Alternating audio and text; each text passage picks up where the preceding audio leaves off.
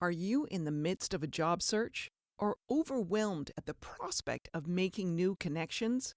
Check out Boss Notes, a new email series from Penguin Random House that provides step-by-step guidance for successfully navigating common career challenges.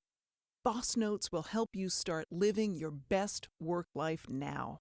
You can find excerpts from my book as part of the Networking and Job Searching series. Click the link in the show notes to sign up now.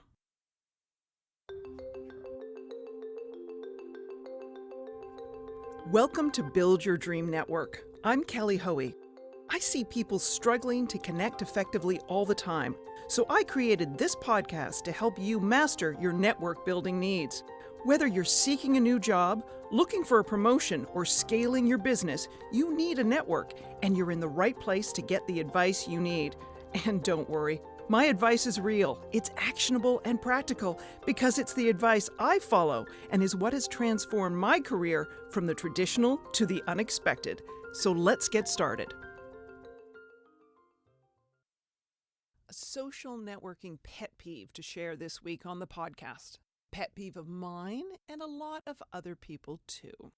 It's the way many folks reach out to connect with people they don't know, but want to get to know, using social media as the vehicle to make initial contact.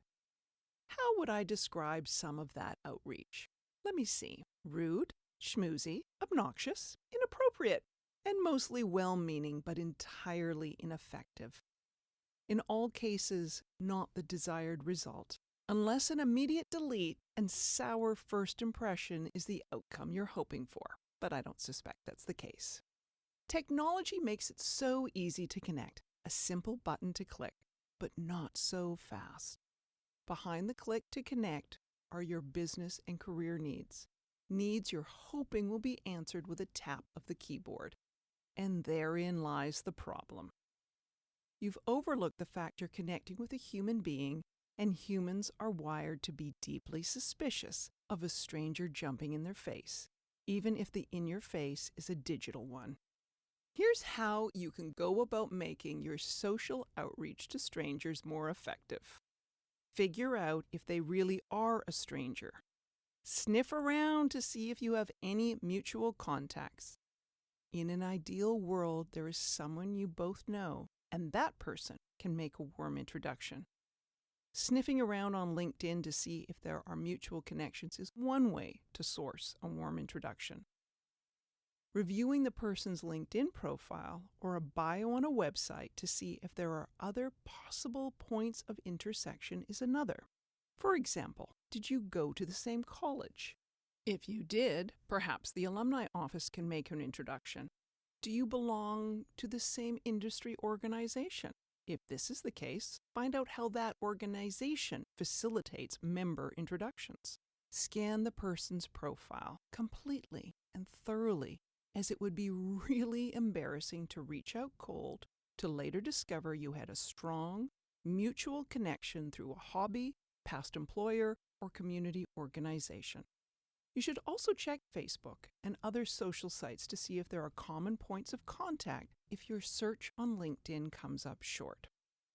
Once you've scoured around online and investigated every possible angle for a warm intro, and you've realized you've come up empty-handed, then and only then do you resort to the cold outreach. Do not make that cold outreach colder by, where do I start? How about with using a standard or impersonal message?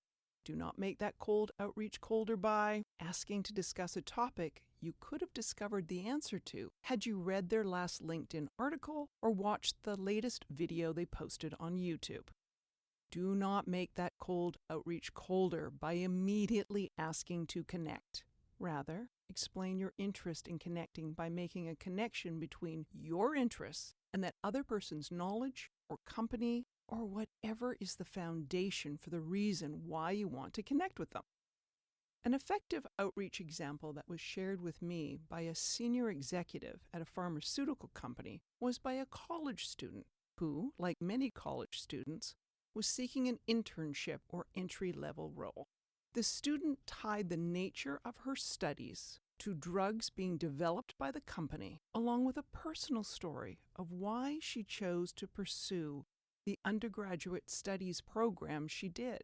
And as I recall, the story related to a family member with a history of cancer. That outreach showed an understanding of the company's business and lines of business. It showed how her studies were relevant to the company's talent needs. And that personal story answers the question of why you, how driven, how committed, why you want that job, or why you're pursuing that career. Oh, I know what I've described is a lot more work. It involves researching, it involves critical thinking, it involves persistence.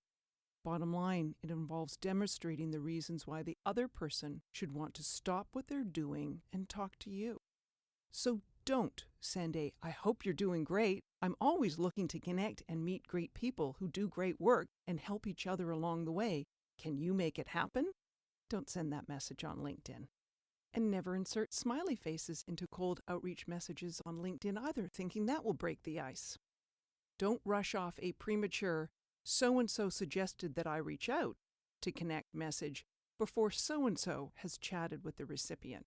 Don't send off an, "I'm a business person, writer, and speaker. I think we're in an exciting time of deep change and opportunity. Would you like to connect?" Yes, I've pulled this and the other messages straight from LinkedIn. Actually, I've edited the messages because they sounded a lot worse before I did. Now for some to-dos. Do customize your outreach, even if you're using LinkedIn Sales Navigator, because you're intentionally reaching out to a lot of people with the same information. A cut and paste one message for all comes across like spam, so take the time to personalize it just a little. Be specific. Reference the trigger for your outreach message. Here's an example where the sender had done her research and zeroed in on the sweet spot where our interests intersected. The message read, "Hi Kelly, I loved your 'Forget Mentoring, Sponsorship is What's Needed to Keep Women in Tech' article on Forbes. Thank you for saying what was needed to be said. As the founder of a member organization of women sales professionals, I am particularly interested in providing our members with access to voices and thought leadership that helps them reach the top 1% of sales executives. Are you open to a Zoom interview for our members and women in sales around the globe where we discuss your Forbes article and your book?" 3 or 4 lines was all it took to make a strong connection. Your outreach doesn't need to be a lengthy explanation. Concise is great. It's actually probably more appreciated if you can get to the point for the request with brevity and kindness. And one final example. Do open the lines of communication by reaching out before you have a need or a specific ask. Here's an example.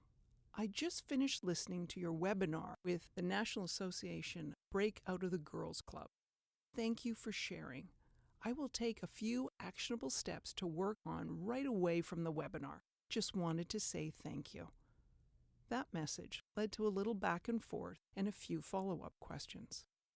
So here's to improving how you connect online, both with the ones you send and the ones you receive. And I'll see you back here next week. Thank you for listening to Build Your Dream Network. Stay connected and don't miss a networking insight by subscribing to the podcast. And while you're there, I'd love you to rate and review the show too. Are you looking for more networking advice?